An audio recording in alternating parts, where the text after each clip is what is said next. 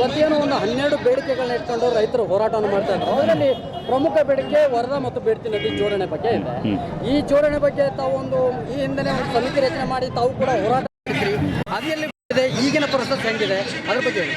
2022 ಇಸ್ವಿಯಲ್ಲಿ ಹಾಂಗಲ ಕುಮಾರಸ್ವಾಮಿಗಳ ನೇತೃತ್ವದಲ್ಲಿ 3000 ಮಠಕ್ಕೆ ಅವ್ರ ನೇತೃತ್ವದಲ್ಲಿ ನಾವು ಹುಕ್ಕೇರಿ ಮಠದಲ್ಲಿ ಒಂದು ಪ್ರತಿಭಟನೆ ಮಾಡಿದ್ವಿ. ಅವಾಗ ಪರವಾಗಿ ನಾವು ಪ್ರತಿಯೊಬ್ಬ ಚುನಾಯಿತ ಪ್ರತಿನಿಧಿಗಳ ಹಾಗೂ ಮಾಜಿ MLAಗಳು MP ಗಳು ಅವ್ರ ಮನೆಗೆ ಎಲ್ಲರಿಗೆ ಆಹ್ವಾನ ಕೊಟ್ಟಿದ್ವಿ. ಬೆಳವಣಿಗೆ ಎಷ್ಟು ಜನ ಅವತ್ತು ಆಗಮಿಸಿದ್ರು.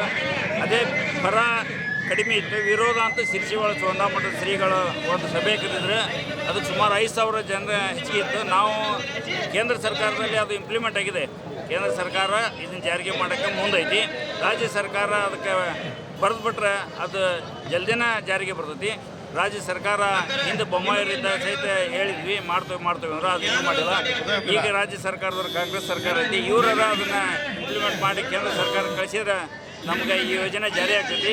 ಇದರಿಂದ 5 ಜಿಲ್ಲೆಗಳಿಗೆ ಕುಡಿಯುವ ನೀರಿನ ವ್ಯವಸ್ಥೆ ಐತಿ. ನಮ್ಮ ಹಾವೇರಿ ಜಿಲ್ಲೆ ಒಂದೆಲ್ಲ 5 ಜಿಲ್ಲೆಗಳಿಗೆ ಕುಡಿಯುವ ನೀರು ಹಾಗೂ ನೀರಾವರಿಗೆ ಅವಕಾಶ ಐತಿ. ಇದರಿಂದ ನಾವು ಎಲ್ಲ ರೈತರು ಒಳ್ಳೆಯದಾಗ್ತೈತಿ.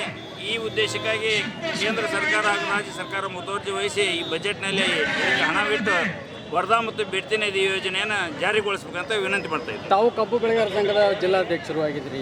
ಆಮೇಲೆ ಈಗ ಕಬ್ಬು ಬೆಳೆ ಬಗ್ಗೆ ಒಂದಷ್ಟು ಭರವಸೆಗಳನ್ನ ಸಲಹೆಗಳನ್ನ ಕೊಟ್ಟಿದ್ರು, ಶಾಸಕರಾಗಿರ್ಬೋದು, ಸಚಿವರಾಗಿರ್ಬೋದು, ಜಿಲ್ಲಾ ಉಸ್ತುವಾರಿ. ಅದೆಲ್ಲ ಈಡೇರಿದೆಯಾ ಅಥವಾ ಯಾವ ಹಂತಲ್ಲಿದೆ? ಈ ಸಚಿವರು ಶಾಸಕರು ಕೊಟ್ಟ ವಿಡಿಯೋ ಬೇರೆ ಮಾತಿಗೆ ಅಷ್ಟಾಗೈತಿ. ಇದರಿಂದ ಯಾವ ಕೆಲಸ ಆಗಿಲ್ಲ. ಈಗ ಶಾಸಕರಾತು ಜಿಲ್ಲಾ ಉಸ್ತುವಾರಿ ಮಂತ್ರಿಗಳು, ಸಕ್ಕರೆ ಮಂತ್ರಿಗಳಿದ್ದಾರೆ. ಅವ್ರಿಗೆ ಸಹಿತ ನಾವು ಅನೇಕ ಬಾರಿ ಮನವಿ ಮಾಡ್ಕೊಂಡ್ವಿ. ಆದರೂ ಬರೀ ಸಕ್ಕರೆ ಮಂತ್ರಿಗಳು ನಮ್ಮ ಜಿಲ್ಲೆಯ ರೈತರು ಸಹಿತ ರೈತರಿಗೆ ಹಣ ಕೊಡ್ಸೋಕ್ಕಾಗಲಿಲ್ಲ. ಸಂಗೂರು GM ಶುಗರ್ ಸಕ್ಕರೆ ಕಾರ್ಖಾನೆಯಲ್ಲಿ ಕಬ್ಬು ಹೊಡೆದು 2.5 ತಿಂಗಳಾಯಿತು. ಕಬ್ಬು ಹೊಡೆದು ಸಾಗಾಣಿಕೆ ಮಾಡಿ 14 ದಿನದೊಳಗೆ ನಾವು ಕಬ್ಬಿನ ಬಿಲ್ ಕೊಡೋದು ಕರಾರ್ ಐತಿ. ಅಂಥದ್ದು ಕುತ್ಕೊಂಡು ಕಾರ್ಖಾನೆಯವರು 14 ದಿನ ಅಲ್ಲ 2.5 ತಿಂಗಳಾಗ್ತವೆ. ನಮ್ಮದು ರೈತರಿಗೆ 37 ಕೋಟಿ ರೂಪಾಯಿ ಬರ್ತೈತಿ. ಆ 37 ಕೋಟಿ ರೂಪಾಯಿ ಹಣದಾಗ ನಮಗೆ ಮೊನ್ನೆ ಸ್ಟ್ರೈಕ್ ಮಾಡಿದ್ರೆ 7 ಕೋಟಿ ರೂಪಾಯಿ ಕೊಟ್ಟರೆ ಇನ್ನೂ 30 ಕೋಟಿ ಕೊಡಬೇಕು. ಒಂದು ತಿಂಗಳಿಗೆ ಬರೀ ಬಡ್ಡಿ 5 ರಿಂದ 6 ಕೋಟಿ ರೂಪಾಯಿ ಐತಿ. ಮಾನ್ಯ ಸಚಿವರು ಇದರಲ್ಲಿ ಮುತುವರ್ಜಿ ವಹಿಸಿ ರೈತರಿಗೆ ಹಣ ಕೊಡಿಸ್ಬೇಕು.